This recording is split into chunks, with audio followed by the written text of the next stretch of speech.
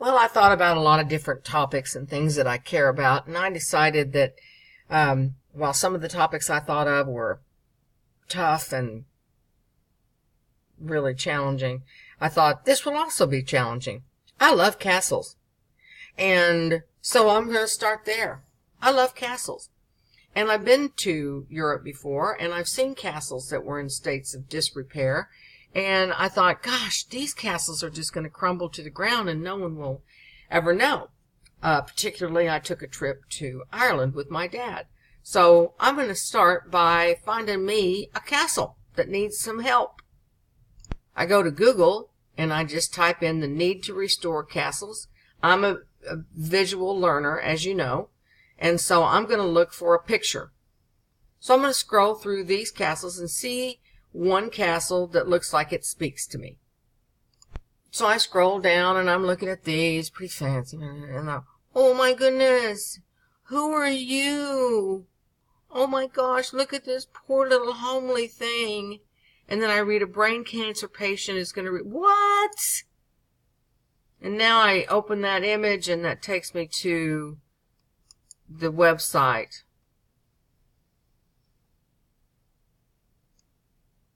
Now, what's the first thing I'm going to do? That's right, I'm going to add this URL to my EasyBib, because if I looked at it, it goes in my Works Cited. Let's run over to my EasyBib project that I'm going to create for this assignment. I've logged into EasyBib, and you know how to do this from those tutorials back there up in the study modules. And I'm going to create a new project, and I'm going to call it, I'm going to fill this in, and I'll be right back. Have it all filled out, I create the project. And there it is. I'm going to click this. That means that everything that I add will be included in this bibliography. I'm going to add my very first citation that I just copied and pasted, and I'm going to carry on from there. It found it, so I'm going to cite it, and I'm going to begin my list of resources from there. So here I have my first citation. I'm going to do that with every page that I open. Remember, at the end of the entire project, I will be selecting all and creating an exported Word document. Now let's go back and explore some more. I found my castle. Let's go look. From that article about the man who's going to restore this castle, I found out the name of the castle, and I Googled that, and that brought me over here to this particular little castle. And I just can't wait to see what's going to happen, because in his project, he wants to build little houses around here for other suffering patients to live in and have safe haven. Isn't that wonderful? What a great project. All right, so I found this. Remember that I'm going to cite the URL that this came from, and I need to get this picture. So I'm going to open the picture in a new tab, bring it up, and save it. It's not the best picture. I'm going to, throughout the process, try to find a bigger picture, because this one's very low resolution, but at least I have a picture. Again, I'm going to copy this URL and cite it in my bibliography. Let's go back, look at that article again real quick, see what else. I searched his name, found a nice picture. I'm going to copy this picture, save this, because I know I'm going to want this for my essay, so I'm going to open that. Yeah, save that picture, that's nice. Keep that in my little files for this essay. And again, I'm going to cite the picture, just like I do everything else in EasyBib. I zoomed around a little bit more and found this really great image of this little castle. And I can save that image, and now I have a nice high-resolution, sharp, crisp image of this castle. So I want to save that, and again, I'm going to be able to cite that. Last time I'm going to say that. You know it's given that anything I look at, I'm going to add to my citations in my EasyBib project. Moving on. As I was clicking around, I clicked on this link, and as soon as I opened it, I realized this has nothing to do with my essay. This wants me to come and visit and stay at a hotel. So I clicked right out of it, and I don't need to add this to my Works Cited page, because I'm not going to investigate this website at all. It's just one that I went to by mistake. So that's just an example of that. Moving on.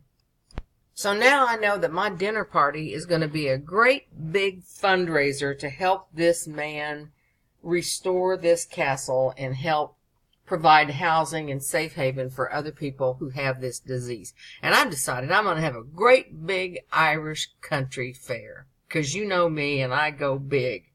All right, so who am I going to have come to this event? What am I going to serve? I can research what kinds of food they have at these Irish county fairs, and I'm going to have that. And then I got to have some people with money, because at the end of the day, I'm going to want these people to donate money at the end of this dinner party. So who am I going to have come to this dinner party who has money? Okay, so let's go back to our prompt and see who do we need to invite. We need to have one author, alive or dead, a historical figure, alive or dead, one musician, actor, or sports figure, and one philosopher. Well, we're going to have music at this party, aren't we? Because we're going to have a big old outside county fair, so of course we're going to have a musician. Let's find that first. That's going to be easy. Let's find that first. What is an Irish musician group that has lots of money? Well, I created my little advertisement, and I'm going to put this in my thing. And no, it's not a logo. It's an advertisement for the big party that I'm going to be throwing. So now we got to have some musicians. What musicians have money? Well, here's one possibility that would work, because I know this guy from Duran Duran, and I could actually get maybe an interview with him and ask him what he thinks about the restoration of Irish castles. I don't know. It's just a possibility, just to get a quote. Again, we're pretending that these people are alive and well and going to respond to our invitation. So that's one possibility. Let's think. Ooh, what about U2? Now again, we're assuming that we would send an invitation to Bono and that he would come. We don't have to go into the logistics of how we'd get a hold of him and how they'd say, no, this is the party. Even if it's a poet that's dead, we're going to pretend that they're alive and they have been resurrected to come to our party to discuss the issue of fixing this Irish castle. So let's think about that one too. It's either Duran Duran or U2. I'll have to decide as I go along. Now for my historical figure, I don't have to pick somebody that's dead. It says so in the prompt. And I'm going to think, historically, who is a famous architect who has restored castles in the past? That is a historical figure. All right, so I typed that into Google. I literally typed the question, who restores castles? I'll show you. See, I literally typed in the words, architect who is famous for restoring castles. This one just caught my eyes because I see the word stunning restoration, so I click on it. That's as simple as that. So that takes me over to this guy. Wow, I like this guy. I'm going to find out about him. And there's the link. Now remember, this one where I came, I need to make sure that I put that in EasyBib too. But let's go check him out. That link took me to the corporation site, so even though I cited it, I still came back here. I put in his name. There he is. I like this guy. Look what he's done to restore this castle. Look at these pictures, y'all. Oh my goodness. I like him. Let's find out more about him so I can figure out how I'm going to persuade him that, even though he's Spanish, I want him to help me with my Irish castle project. Well, I got nowhere fast in trying to find a biography from him, so I went over to YouTube and see if there's an interview of this architect, and there he is. And of course, it's all in Spanish, so I clicked the CC and I had it translated into English. And, you know, I can follow it. I know what he's saying. But what I'm going to get his attention is in what he says next. Read the subtitles, or if you speak Spanish, follow along, you'll understand. But check this out.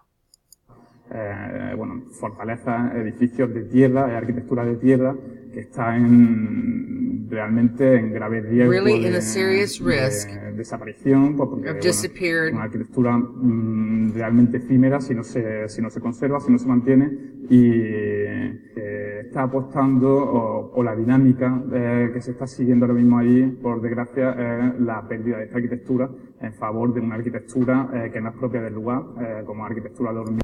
So that's about all I need from that. He says those words. I need those words. And it's a great quote from him. And we're going to appeal to his sense of timelessness for this castle. So he's a go for our historical figure. Now, I tried to find a picture of Jose, and all I found was this black, scratchy picture. So I'm coming back here to this YouTube video, and I have frozen the video in a spot where I think he looks nice. He's explaining he's in action, and I'm going to use my snipping tool, and I'm going to create an image. I'm still going to give credit to this YouTube tutorial in my citations, but this is what I'm going to do to get a picture of him. I have the snipping tool up. I'm going to click New. I'm going to frame him up, show his nice little hands. Right? That's great. There's my picture of him for my essay. This concludes part 1 of developing my dinner party. Tune in for part 2.